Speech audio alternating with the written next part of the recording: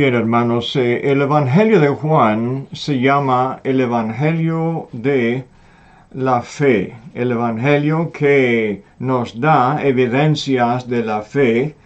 Y en esta serie de enseñanzas hemos puesto el énfasis en el hecho que el Evangelio de Juan enfrenta la incredulidad de los judíos después de la predicación de Juan el Bautista y también de Jesús y los apóstoles y de los 70, después de haber enseñado el mensaje de arrepentimiento, enseñando el reino de Cristo, enseñando lo que encontramos en el Sermón del Monte, en Mateo capítulo 5, 6 y 7.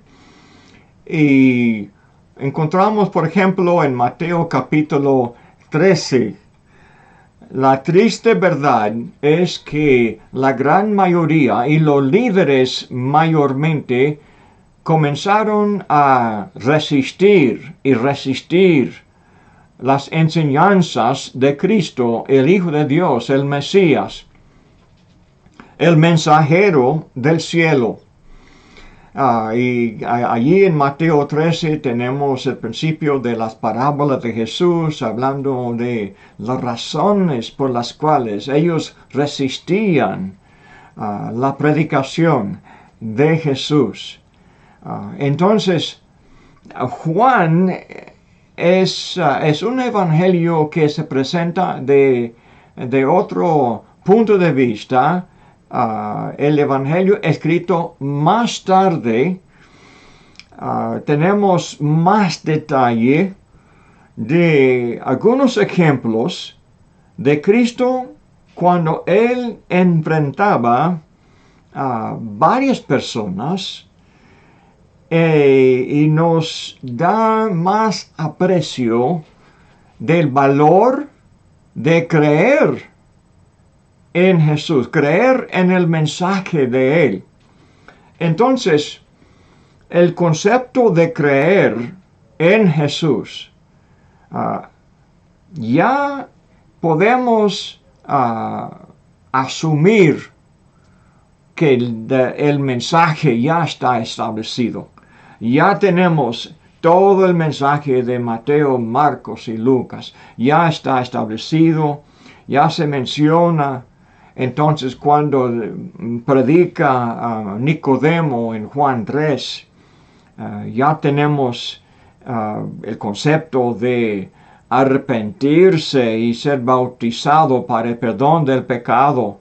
Y dice Nicodemo que tenía que nacer de arriba, nacer de nuevo y comenzar la nueva vida. Dice, por eso podía entonces heredar la vida eterna. Y esto es el tema de capítulo 3. Y cuando habla de fe y de creer en Jesús, abarca todo lo que él había dicho anteriormente. Abarca el bautismo, abarca todos los cambios que Jesús había enseñado en Mateo 5, 6 y 7. No es algo diferente y más limitado, pero abarca toda la enseñanza. Pero al mismo tiempo, Jesús da más y más evidencia de la importancia de este mensaje, dando más evidencia que este mensaje salió del cielo. Salió del cielo, es de Dios, dice. Las obras son de Dios, dice. Entonces, comienza desde el principio de hablar de la validez del mensaje. Se refiere, comenzando en capítulo 3, al concepto de la resurrección de la vida. Ahora, aquí en capítulo 11 de Juan, comenzamos la última parte de Juan. Desde capítulo 11 y en adelante tenemos el drama de la muerte y la resurrección de Lázaro. Y después de él, Jesús marcha a Jerusalén, en donde Él se somete a la cruz, se muere y resucita el tercer día y asciende al cielo.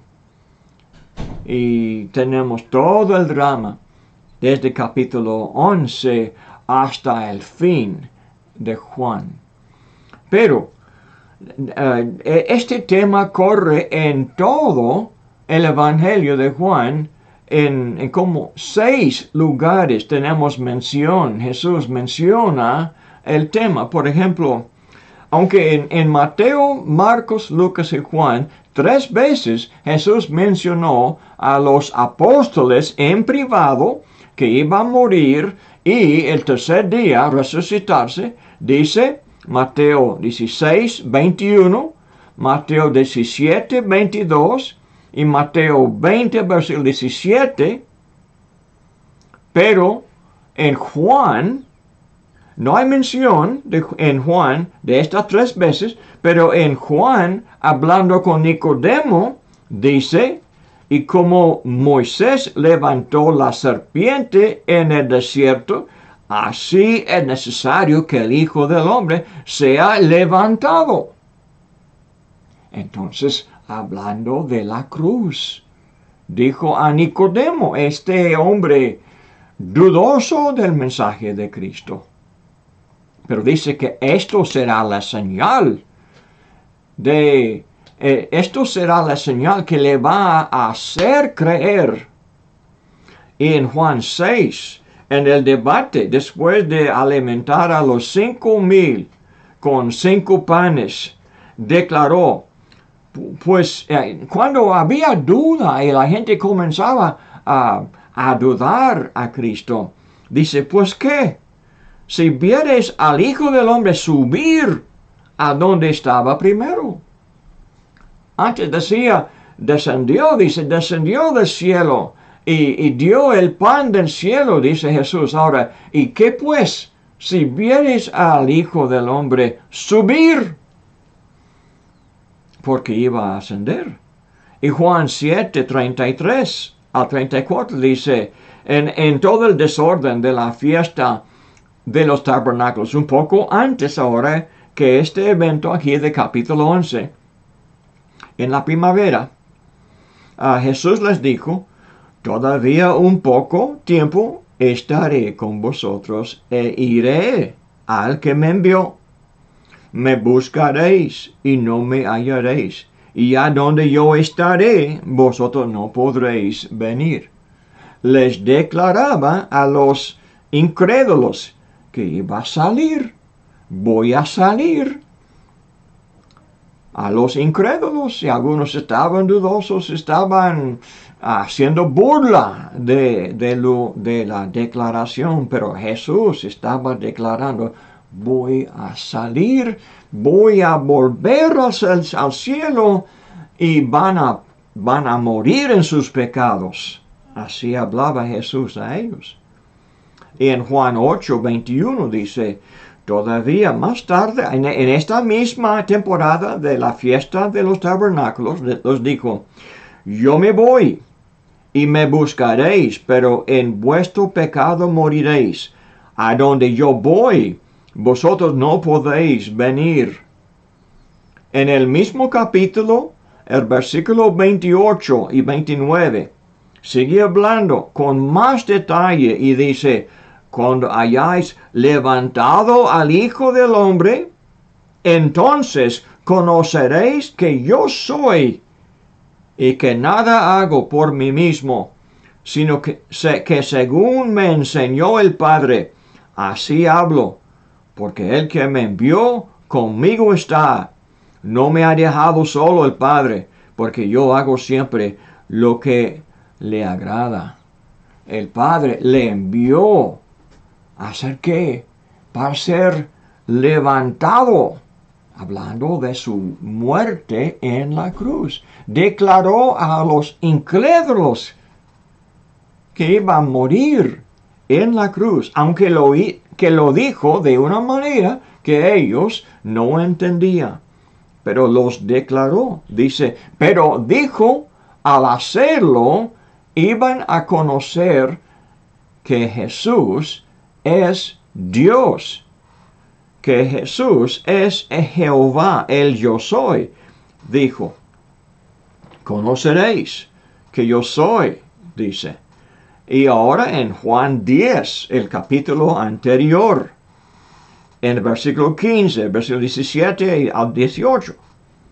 Por fin, cuando Jesús habló aquella alegoría de la puerta, del redil de Dios, declaró que era el buen pastor.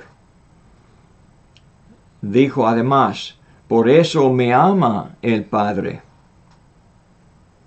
porque yo pongo mi vida para volverla a tomar.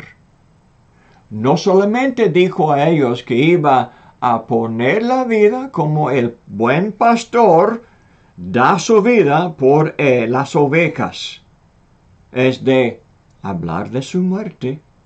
Pero también dijo volverla a tomar. Esto será ¿qué? La resurrección. Así declaró en capítulo 10. Nadie me quita, sino que yo de mí mismo la pongo.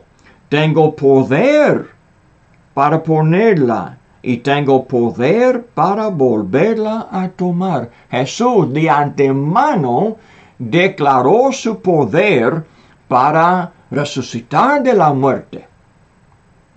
Dice, este mandamiento recibí del Padre. El mismo Padre que le envió del cielo a la tierra para entregar el mensaje que ellos no recibían.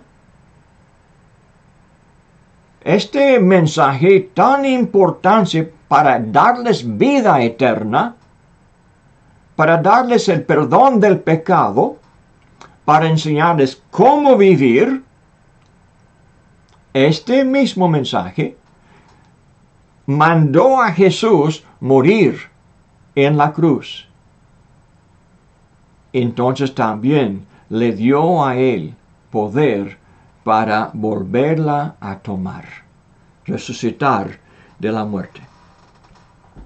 Entonces, aquí en este capítulo, comenzamos con sugerencia de esta historia será una historia de la gloria de Dios.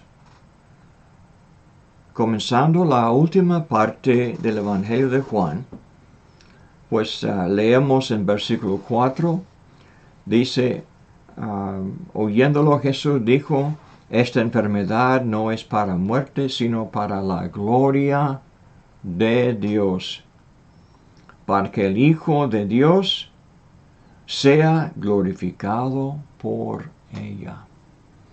Y otra vez en el versículo 40, hablando con Marta, dice otra vez, ¿no te he dicho que si crees verás la gloria de Dios? Volviendo a capítulo 5 de Juan, ¿se acuerda cuando Jesús hablaba de su poder que tenía para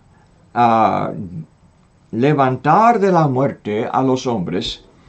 En Juan 5, 24 había dicho, de cierto, el que oye mi palabra y cree al que me envió, tiene vida eterna.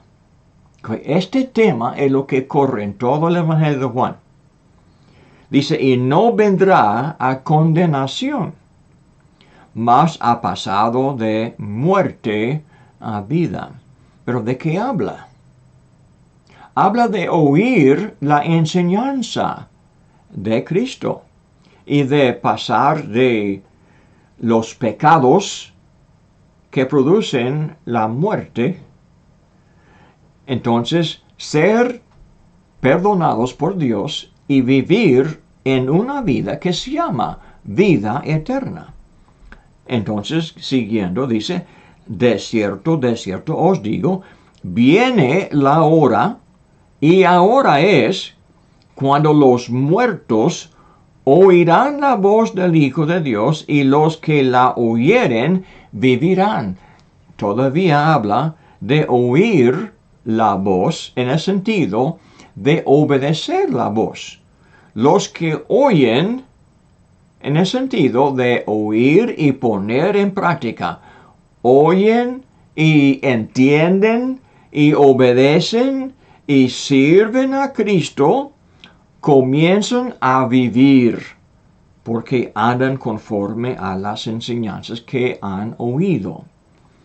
Dice, porque como el Padre tiene vida en sí mismo, así también ha dado al Hijo el tener vida en sí mismo.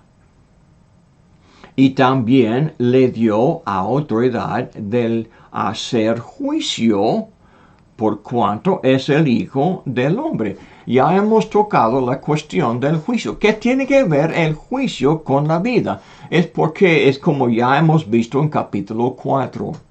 Para darnos esta clase de vida, Dios tiene que corregir el pecado, juzgar el pecado.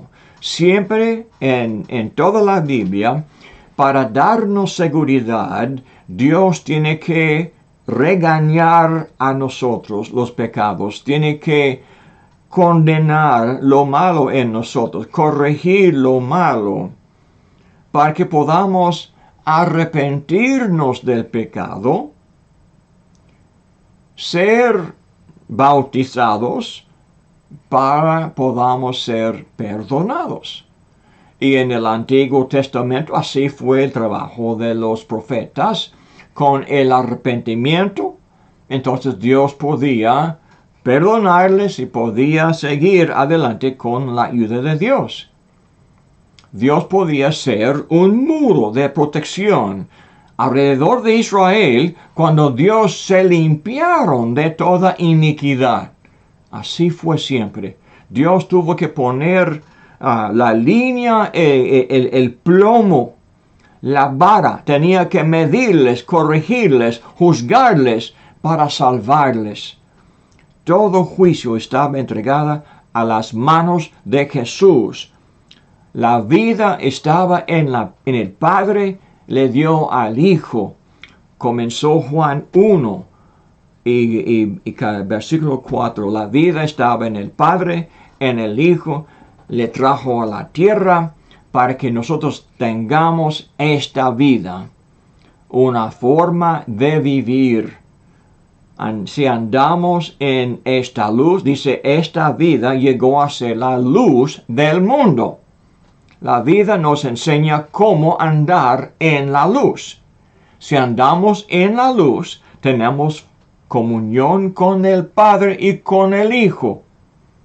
Tenemos comunión con ellos y la sangre de Cristo nos limpia de todo pecado. No hay perdón sin la sangre de Cristo. No hay perdón sin el arrepentimiento que nos trae la luz de Cristo.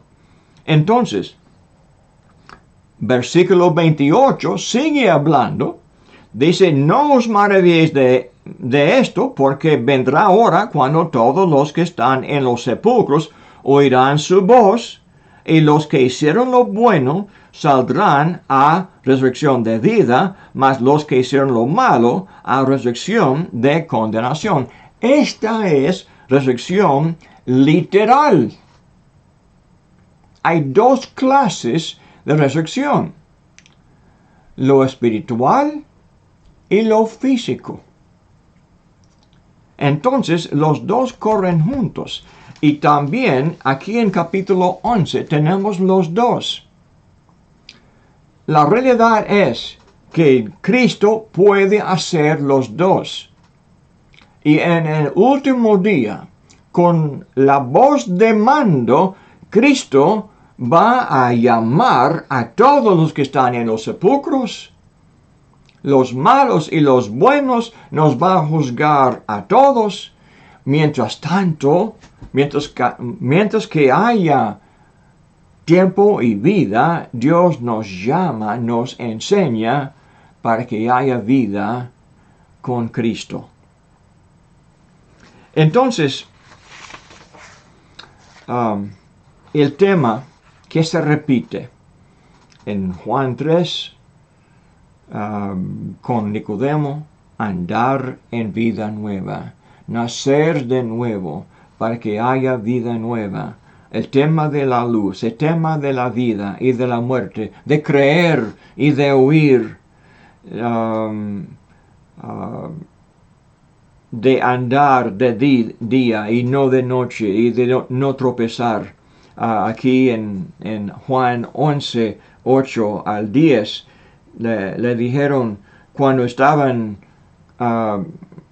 le dijeron los discípulos, Rabí, ahora procuraban los judíos apedrearte y otra vez vas allá. Respondió Jesús, ¿no tiene el día 12 horas? El que anda de día no tropieza porque ve la luz de este mundo.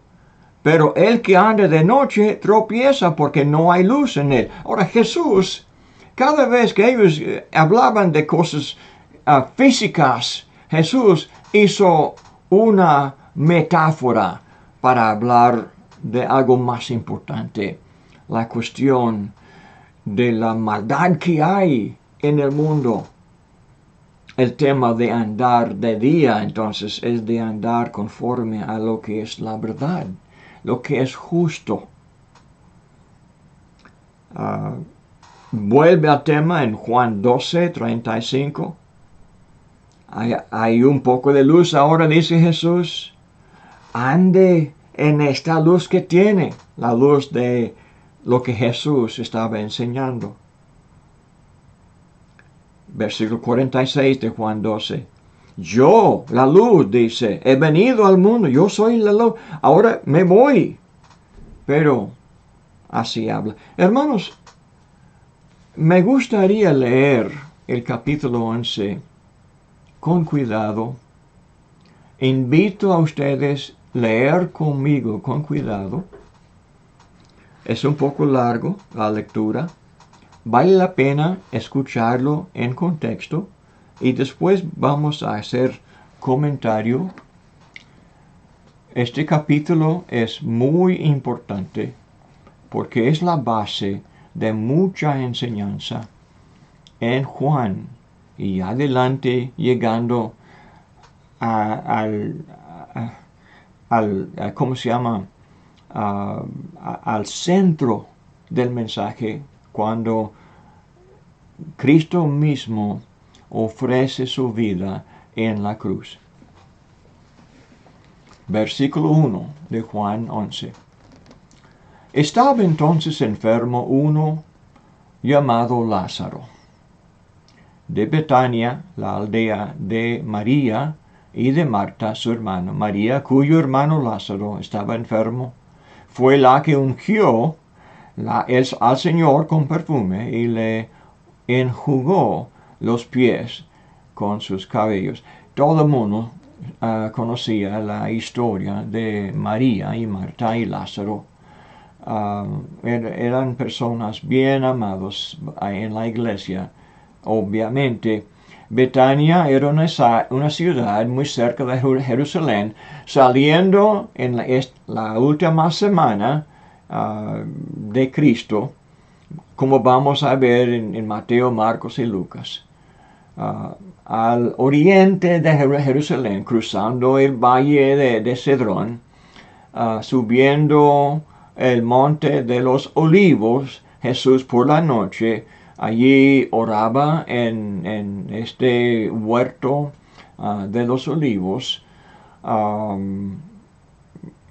Getsemaní estaba por allá, pero siguiendo más allá del huerto y bajándose al otro lado de este monte, uno entonces llegaba a Betania, y ahí también estaba un cementerio donde había cuevas, donde había varias tumbas.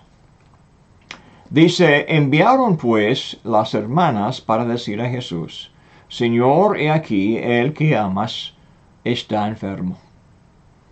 Oyéndolo, Jesús dijo, esta enfermedad no es para muerte, sino para la gloria de Dios, para que el Hijo de Dios sea glorificado por ella. Y amaba Jesús a Marta, a su hermana y a Lázaro. Cuando oyó, pues, que estaba enfermo, se quedó 2 días más en el lugar donde estaba. Luego, después de esto, dijo a los discípulos, vamos a Judea otra vez. Le dijeron los discípulos, Rabí, ahora procuraban los judíos apedrearte. Y otra vez, vas allá. Ya hemos estudiado en capítulo 7, 8 y 9 y 10. Varias veces los judíos, hemos notado, los judíos procuraban matarlo. Allá en el otoño y en la fiesta de la dedicación estaban buscando para matarlo. Ahora vuelve a Jerusalén. Están muy enojados con él. Ya estamos en la fiesta de la Pascua. Todos llegarían a la Pascua. Iban a buscar a Jesús para matarlo, de seguro. Respondió Jesús, ¿no tiene el día 12 horas? El que anda de día no tropieza porque ve la luz de este mundo. Pero el que anda de noche tropieza porque no hay luz en él. Dijo esto, les dijo después, nuestro amigo Lázaro duerme. Mas voy para despertarle. Dijeron entonces los discípulos, Señor, si duerme, sanará. Pero Jesús decía esto de la muerte de Lázaro. Y ellos pensaron que hablaba de reposar del sueño. Entonces Jesús les dijo claramente, Lázaro ha muerto. Jesús usaba de mucha metáfora, mucha figura, mucha parábola, y ellos reconocían eso. Ellos esperaban que hablaba de figura, pero en este caso Jesús le hizo bien claro, no, esto no figura. En este caso, él hablaba literalmente de la muerte de él. Hizo bien claro. Dijo entonces Tomás, llamado Dídimo, a sus condiscípulos, vamos también nosotros para que muramos con él. Estaba bien convencido Tomás que iban a morir con él. Vino pues Jesús y halló que hacía ya 4 días que Lázaro estaba en el sepulcro. Betania estaba cerca de Jerusalén, como 15 estadios, y muchos de los judíos habían venido a Marta y a María para consolarlas por su hermano. Entonces Marta, cuando oyó que Jesús venía, salió a encontrarle, pero María se quedó en casa. Y Marta dijo a Jesús, Señor, si hubieses estado aquí, mi hermano no habría muerto. Mas también sea ahora que todo lo que pidas a Dios, Dios te lo dará. Claramente, Marta creía en Jesús, creía en el poder de Jesús para sanar a Lázaro de cualquier enfermedad y también que Jesús tenía poder de pedir a Dios de levantarlo de la muerte. Y Jesús le confirmó: tu hermano resucitará. Pero Marta no se atrevió a aceptar su respuesta. Marta le dijo: yo sé que resucitará en la resurrección, en el día postrero. Le dijo Jesús: yo soy la resurrección y la vida. El que cree en mí, aunque esté muerto, vivirá. Y todo aquel que vive y cree en mí no morirá eternamente. ¿Crees esto? Esto refleja la enseñanza de de Juan 5, 24, que acabamos de leer, de 24 hasta el 27. Abarca también versículo 28. Le dijo: sí, Señor, yo he creído que tú eres el Cristo, el Hijo de Dios, que has venido al mundo. Lleno de sentimiento, lleno de tristeza, estaba llena ella de todos estos sentimientos. ¿Qué podía ella decir? Había dicho esto. Fue y llamó a María, su hermana, diciéndole en secreto: el maestro está aquí y te llama. Ella, cuando lo oyó, se levantó deprisa y vino a él. Jesús todavía no había entrado a la aldea, sino que estaba en el lugar donde Marta le había encontrado. Entonces los judíos que estaban en casa con ella y la consolaban, cuando vieron que María se había levantado deprisa y había salido, la siguieron diciendo: va al sepulcro a llorar allí. María, cuando llegó a donde estaba Jesús, al verle,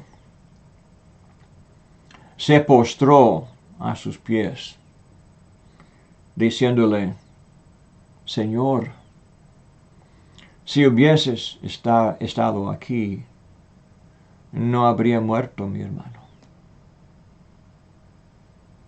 Jesús entonces, al verla llorando, y a los judíos que la acompañaban también llorando, se estremeció en espíritu y se conmovió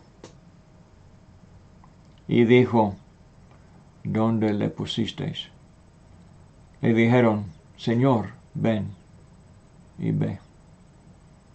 Jesús lloró.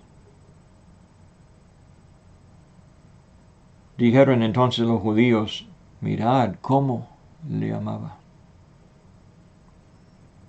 Y algunos de ellos dijeron: ¿no podía este que abrió los ojos al ciego haber hecho también que Lázaro no muriera? Todavía estaba en la memoria muy frescamente el milagro de Juan 9, la sanación del ciego, el gran poder del milagro de Jesús. Claro, él podía haber sanado a Lázaro. Pero sigue el drama, están cerca del sepulcro. Jesús, profundamente conmovido otra vez, vino al sepulcro. Era una cueva y tenía una piedra puesta encima. Dijo Jesús: quitad la piedra. Marta, la hermana del que había muerto, le dijo: Señor, y ella porque es de 4 días. Jesús le dijo, ¿no te he dicho que si crees verás la gloria de Dios? Entonces quitaron la piedra de donde había sido puesto el muerto, y Jesús, alzando los ojos a lo alto, dijo, Padre, gracias te doy por haberme oído. Yo sabía que siempre me oyes, pero lo dije por causa de la multitud que está alrededor, para que crean que tú me has enviado. Y habiendo dicho esto, clamó a gran voz, Lázaro, ven fuera. Y el que había muerto salió, atadas las manos y los pies con vendas, y el rostro envuelto en un sudario. Jesús les dijo, desatadle y dejadle ir. Entonces muchos de los judíos que habían venido para acompañar a María y vieron lo que hizo Jesús, creyeron en él. Pero algunos de ellos fueron a los fariseos y les dijeron lo que Jesús había hecho. 2 clases de testigos. Algunos testigos vieron el milagro, la resurrección de Lázaro después de 4 días de corrupción. Creyeron en él. Pero algunos, a pesar de la maravilla, fueron a los fariseos y están pensando en el efecto del milagro, en el efecto. Y les dijeron lo que Jesús había hecho. Entonces los principales sacerdotes y los fariseos reunieron el concilio y dijeron, ¿qué haremos? Porque este hombre hace muchas señales. ¿Qué haremos? ¿No debemos de creer? ¿No debemos de someternos a Dios? ¿No debemos de obedecer a Cristo? No dijeron esto porque no. Aquí entendemos, hermanos, la razón. Que Cristo, después de la resurrección, no apareció a estos testigos. Obviamente, Dios no pudo aparecer. Dios no pudo escoger a estos hombres para ser testigos de la gloria de Cristo. Eran testigos de esta gloria, pero ¿para qué? ¿Creyeron ellos que esto pasó? Sí, claro. Pero no creyeron en el sentido de obedecer. Creyeron en el sentido de los demonios. Temblaron, pero buscaron manera para rebelar, de desobedecer, buscando manera para crucificar a Cristo y de matar a Lázaro de nuevo.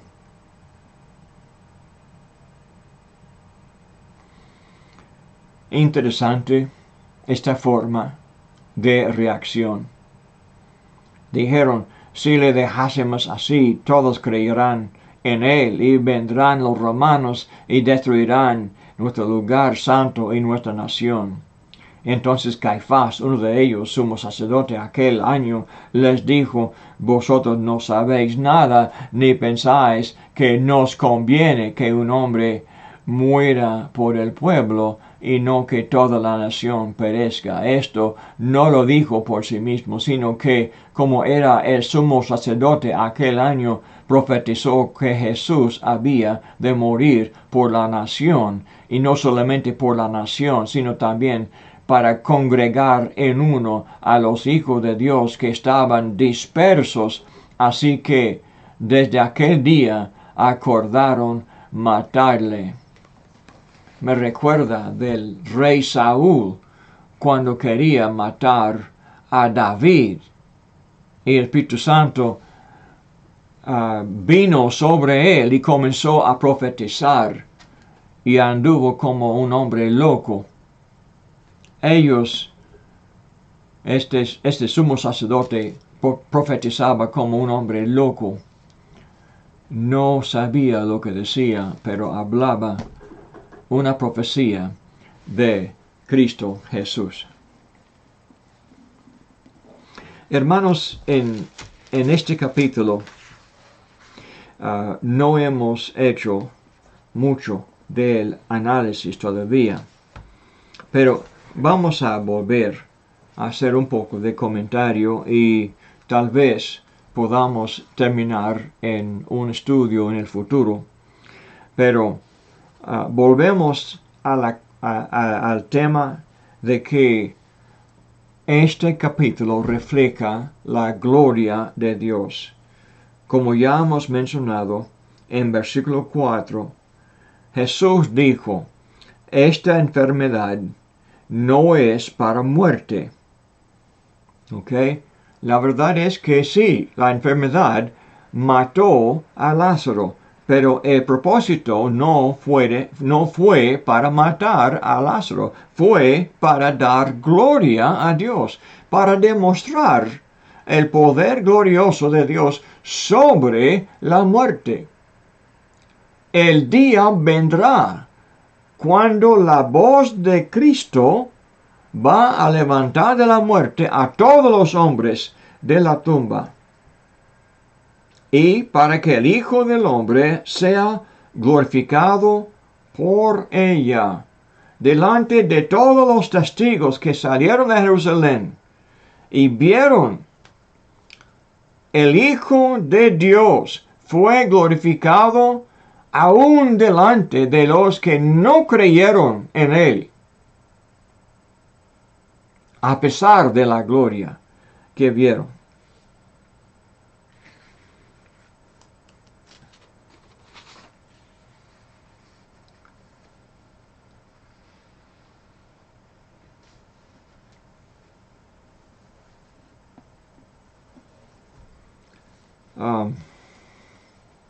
Vamos a leer ahora del versículo 21 de esta plática entre Jesús y Marta. Esto me interesa mucho. Marta dijo a Jesús, Señor, si hubieses estado aquí, mi hermano no habría muerto. Mas también sé ahora que todo lo que pidas a Dios, Dios te lo dará. Jesús le dijo, tu hermano resucitará. Marta le dijo, yo sé que resucitará en la resurrección, en el día postrero. Le dijo Jesús, yo soy la resurrección y la vida. El que cree en mí, aunque esté muerto, vivirá. Y todo aquel que vive y cree en mí, no morirá eternamente. ¿Crees esto? Pues creía ella en Jesús. Claro que sí. ¿Crees esto? Dice. Sí, Señor, dice. Yo he creído que tú eres el Hijo de Dios, que has venido al mundo. ¿Cuál poder entonces declaró Jesús al principio que era el Hijo de Dios? Volvemos entonces al tema de Juan 5. Volvemos a Juan 5, el versículo 19. Juan 5, 19.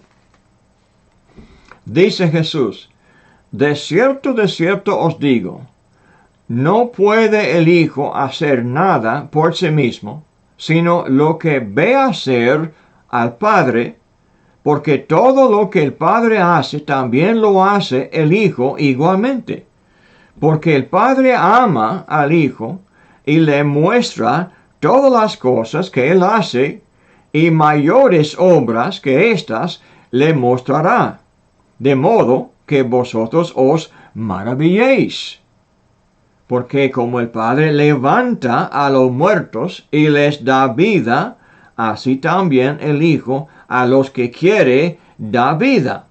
Porque el Padre a nadie juzga, sino que todo el juicio dio al Hijo, para que todos honren al Hijo como honran al Padre. El que no honra al Hijo no honra al Padre que le envió. Vemos el doble sentido de levantar a los muertos. ¿Puede el Padre levantar a los muertos? Pues en el Antiguo Testamento tenemos el ejemplo de Elías, cuando Dios levantó el muerto. Eliseo también, Dios levantó el muerto. Tenemos los ejemplos ahora en el Nuevo Testamento.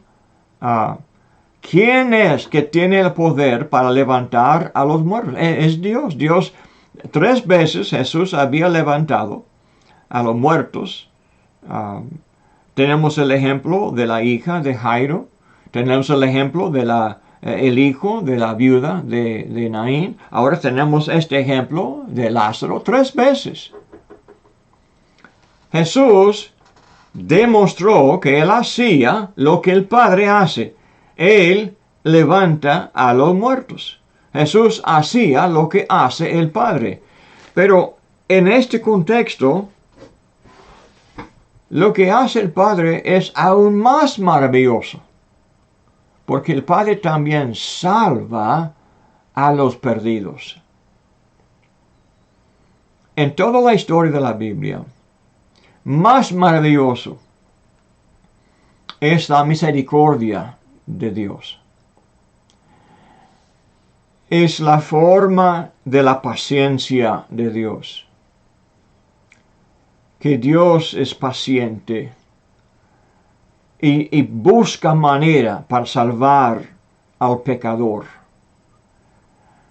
Y en la historia de Israel, en la profecía de Oseas, en las profecías de los jueces, en las profecías de Isaías, ahora en el Nuevo Testamento, enviando a su Hijo para andar en la tierra, aún de Juan, clamando una voz en el desierto, llamando a los hombres al arrepentimiento.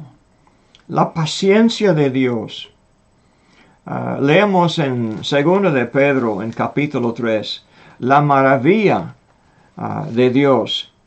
Dice que en el versículo 9, el Señor no retarda su promesa, según algunos la tienen por tardanza, sino que es paciente para con nosotros, no queriendo que ninguno perezca, sino que todos procedan al arrepentimiento. Pero el día del Señor vendrá, como ladrón en la noche, en el cual los cielos pasarán con gran estruendo, y los elementos ardiendo serán deshechos, y la tierra y las obras que en ella hay serán quemadas.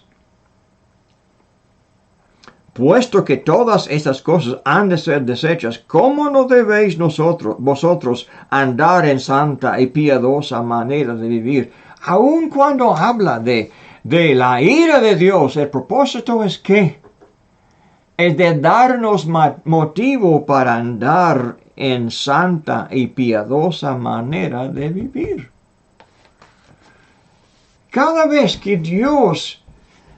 castiga y juzga la tierra. Hay misericordia. Cuando Dios limpió la tierra con el gran diluvio en los días de Noé, después salió el arco iris.